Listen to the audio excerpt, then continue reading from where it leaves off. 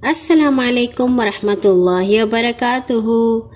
اچھے بچوں، آج ہم آپ کے لیے پیارے نبی صلی اللہ علیہ وسلم کے ایک ساتھی یعنی صحابی کی کہانی لائے ہیں۔ ان کا نام تھا ابو بصیر۔ ابو بصیر کا نام اصل تو عتبہ بن اسید تھا، لیکن وہ اپنی کنیت ابو بصیر سے مشہور ہوئے۔ وہ شہر طائف میں آباد ثقیف کے قبیلے سے تعلق رکھتے تھے، لیکن قریش سے دوستی کا معاہدہ کر کے مکہ میں آ بسے تھے۔ وہ طبیعت کے بڑے نیک اور سمجھدار آدمی تھے۔ رسول پاک صلی اللہ علیہ وسلم نے لوگوں کو اللہ کی طرف بلانا شروع کیا تو حضرت ابو بصیر نے باپ دادا کا مذہب چھوڑ کر فوراً اسلام قبول کر لیا۔ اس پر قریش کے کافروں کو سخت غصہ آیا۔ انہوں نے حضرت ابو بصیر رضی اللہ تعالیٰ عنہ کو قید میں ڈال دیا اور وہ سال ہا سال تک قید کی مصیبتیں برداشت کرتے رہے۔ ہجرت کے 6 سال رسول پاک صلی اللہ علیہ وسلم حدیبیہ کی صلح کے بعد مدینہ منورہ واپس تشریف لائے تو حضرت ابو بصیر ایک دن موقع پا کر کافروں کی قید سے بھاگ نکلے اور سیدھے مدینہ منورہ پہنچ گئے۔ صلح حدیبیہ کی ایک شرط یہ تھی کہ جو مسلمان کافروں کے پاس سے بھاگ کر رسول پاک صلی اللہ علیہ وسلم کے پاس چلا جائے گا، اس کو آپ کافروں کے پاس واپس بھیج دیں گے۔ اس شرط کے مطابق مکہ کے کافروں نے اپنے 2 آدمی یہ پیغام دے کر آپ صلی اللہ علیہ وسلم کے پاس بھیجے کہ ابو بصیر کو واپس کر دیں۔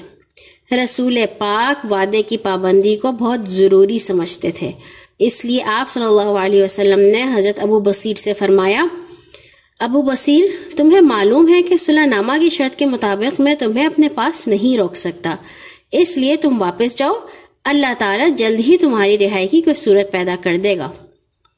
حضرت ابو بصیر رضی اللہ تعالیٰ عنہ نے عرض کیا، اے اللہ کے رسول، آپ مجھے کافروں کے پاس بھیج رہے ہیں، وہ تو مجھے اسلام چھوڑ جانے پر مجبور کریں گے۔ آپ صلی اللہ علیہ وسلم نے فرمایا، تم اس وقت جاؤ، اللہ تعالیٰ جلد ہی تمہاری اور دوسرے مظلوم مسلمانوں کی نجات کا کوئی سامان کر دے گا۔ اب حضرت ابو بصیر قریش کے آدمیوں کے ساتھ چل پڑے، لیکن انہوں نے اتنے عرصے تک کافروں کے ہاتھ سے جو مصیبتیں اٹھائی تھیں ان کو یاد کر کے وہ دوبارہ ان کے پاس نہیں جانا چاہتے تھے۔ راستے میں ایک جگہ قریش کے آدمی کھجوریں کھانے کے لیے ٹھہر گئے۔ حضرت ابو بصیر نے ان میں سے ایک سے کہا، بھائی، تمہاری یہ تلوار تو بہت عمدہ معلوم ہوتی ہے۔ وہ اپنی تلوار کی تعریف سن کر بہت خوش ہوا اور کہنے لگا، ہاں، اس تلوار کا جواب نہیں، میں نے کئی دفعہ اس کا تجربہ کیا ہے۔ حضرت ابو بصیر رضی اللہ تعالیٰ عنہ نے کہا، ذرا دکھاؤ تو۔ اس نے تلوار حضرت ابو بصیر کے ہاتھ میں دے دی۔ انہوں نے اسی تلوار سے اس کے مالک کا سر اڑا دیا۔ دوسرا آدمی ڈر کر بھاگ نکلا اور مدینہ منورہ جا کر مسجد نبوی میں پہنچا، جہاں رسول پاک صلی اللہ علیہ وسلم تشریف رکھتے تھے۔ آپ نے اس آدمی سے پوچھا، تم پریشان کیوں ہو اور واپس کیسے آ گئے؟ اس نے سارا واقعہ بیان کیا۔ اتنے میں حضرت ابو بصیر بھی آ پہنچے۔ انہوں نے فرمایا، اے اللہ کے رسول صلی اللہ علیہ وسلم، آپ نے معاہدے کی شرط پوری کر دی، اللہ نے مجھے ہمت دی اور میں آزاد ہو گیا۔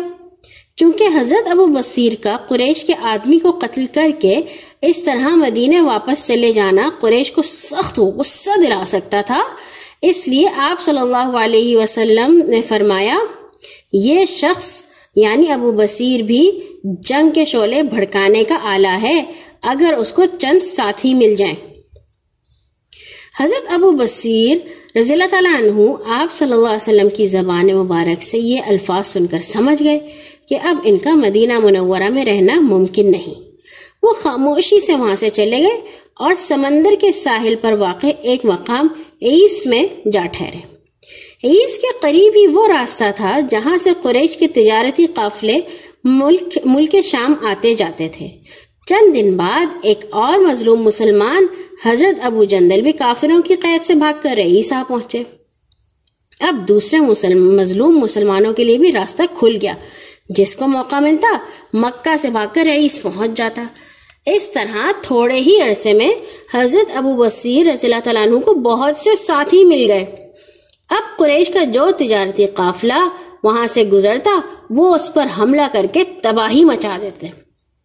مکہ کے لوگ اپنے قافلوں پر حضرت ابو بصیر کے ان حملوں سے سخت پریشان ہوئے کیونکہ ان کی تجارت خطرے میں پڑ گئی تھی۔ آخر انہوں نے تنگ آ کر رسول صلی اللہ علیہ وسلم کے پاس یہ پیغام بھیجا کہ آئندہ جو مسلمان ہمارے یہاں سے بھاگ جائے وہ آزاد ہے، آپ اسے واپس نہیں کریں گے۔ ساتھ ہی انہوں نے آپ صلی اللہ علیہ وسلم سے درخواست کی کہ عیس کے مسلمانوں کو روکیں، وہ ہمارے تجارتی قافلوں پر حملے نہ کریں۔ رسول پاک صلی اللہ علیہ وسلم نے قریش کی درخواست منظور کر لی اور عیس میں پناہ لینے والے مسلمانوں کو لکھ بھیجا کہ ابو بصیر اور ابو جندل مدینہ آ جائیں اور باقی لوگ اپنے اپنے گھروں کو چلے جائیں۔ جب رسول پاک کا فرمان مبارک حضرت ابو بصیر رضی اللہ تعالیٰ عنہ کو ملا تو وہ سخت بیمار تھے اور ان کے بچنے کی کوئی امید نہ تھی۔ انہوں نے نبی صلی اللہ علیہ وسلم کا فرمان مبارک اپنے سر آنکھوں پہ رکھا اور اس کو پڑھتے پڑھتے ہی فوت ہو گئے۔ حضرت ابو جندل نے ان کی نماز جنازہ پڑھائی اور اسی میں ان کو دفن کر کے مدینہ منورہ آ گئے۔ دوسرے مسلمان بھی اپنے گھروں کو چلے گئے۔